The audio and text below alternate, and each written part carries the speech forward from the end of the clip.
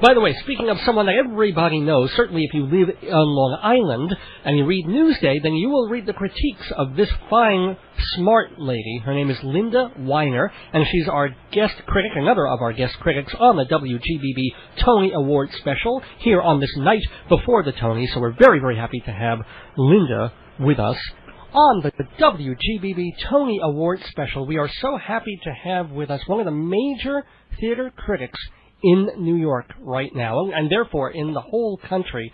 Very, very excited to have Linda WINER, who has been the chief theater critic for Newsday for 21 years now. Congratulations on that, Linda. Oh, my God. It's really horrifying, isn't it? You should be very, very happy that you still have a newspaper in this day and age, and that they're still, you know. That's for another show, don't you think? Okay. Not going to go there, eh? So let's instead go towards the categories that you'll be talking about for these Tony Awards, including, can we do Best Actress in a Play first, and then we'll save Revival for after that? Sure. So Best Actress in a Play, the nominees are Eve Best for The Homecoming, Deanna Dunnigan for August Osage County, Kate Fleetwood in Macbeth, Essa Patha Murkerson for Come Back Little Sheba, and Amy Morton, August Osage County. Linda, your thoughts? My thoughts are all good performances, but where are the other ones? My thoughts are when you see how very, very competitive the performance categories are for the men, and then you compare them to the performance categories for the women, and you remember how many plays this season were all male plays or virtually all male plays with sort of female parsley on the plate. You know, I always think about them as decor. Okay. And so in August Osage County, the women and the men were vital parts of the same ensemble. But otherwise, a lot of the plays, I think the leading actresses in a more competitive time, they would be called supporting actresses. Okay. And I think about what's left out. You know, I mean, I think there's been a lot of snobbery about Jennifer Garner in Cyrano. I thought she was really very impressive, and I think we have this sort of, Hollywood, we're too cool for Hollywood.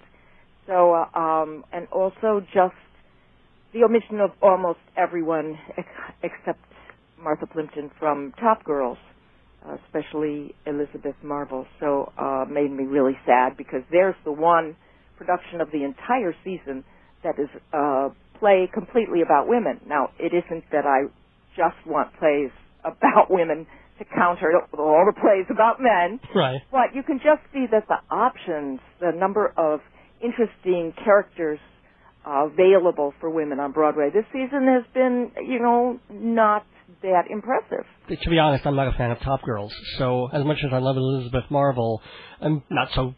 I think people saw that one as an ensemble with nobody particularly as an actress. It will all fit into featured.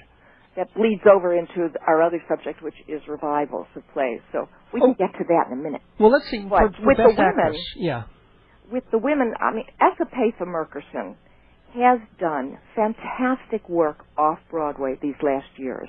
Since she uses Law and Order as her Rockefeller grant, and then spends the time doing really edgy, really fantastic work in Susan Laurie Park's plays and in Bertie Blue.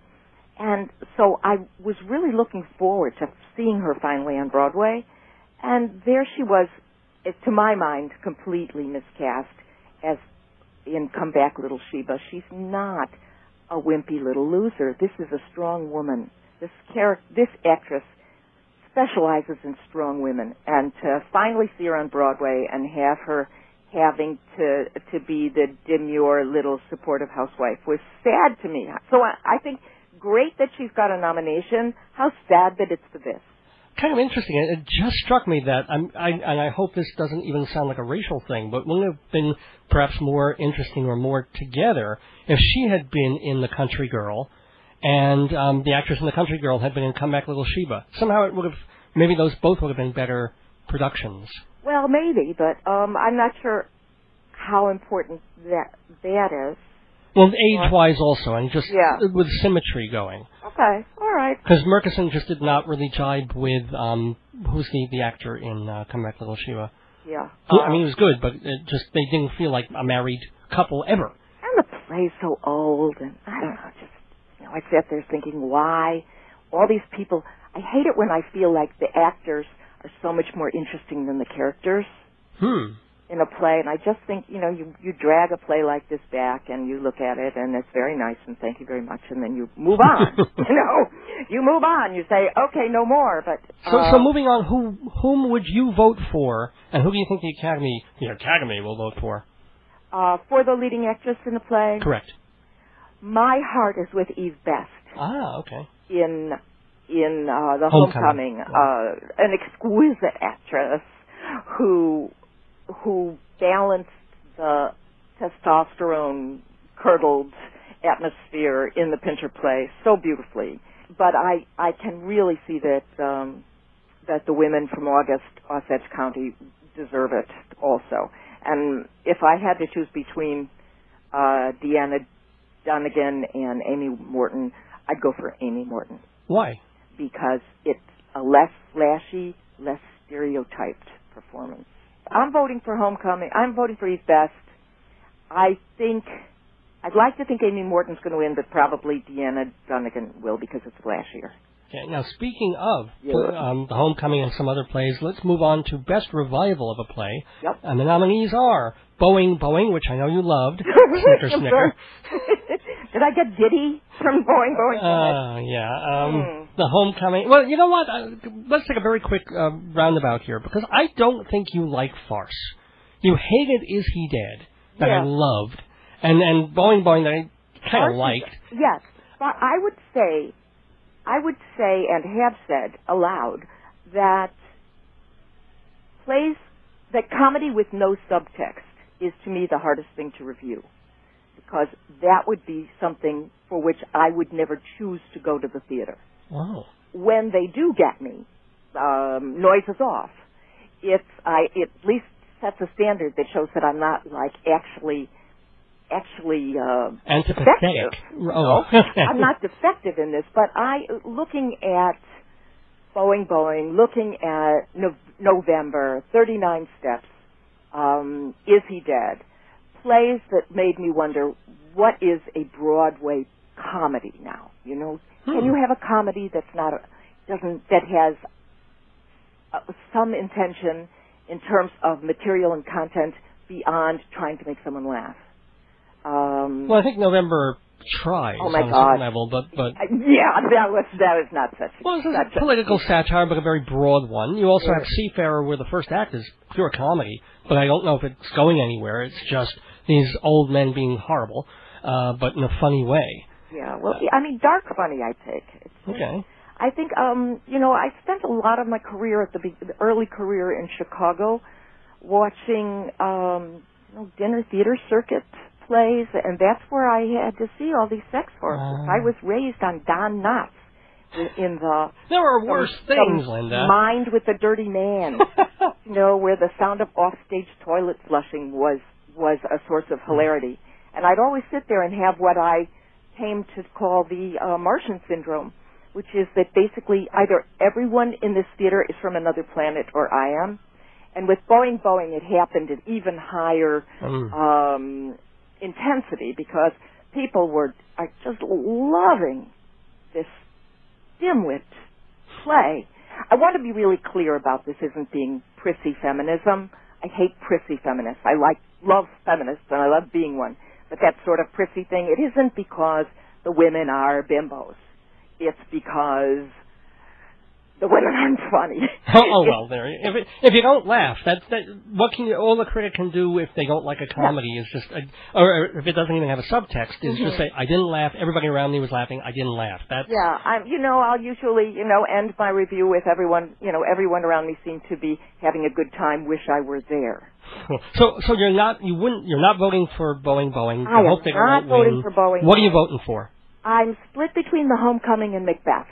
I believe I will vote for the Homecoming, and I think Macbeth will win, and I'll be fine on either one of those. Oh, wow, you really think there's I didn't get the feeling that a lot of people really liked it, except the first batch of critics. Which, Macbeth? Yeah. Well, I was in the first batch, so what can I tell you? Oh, okay, cool. I think it's a really fascinating concept. I have a lot of trouble remembering any Macbeth that worked. I think Macbeth reads really well, and it has a tendency to play really stupid. I know that's a little irreverent, but yes, the witches.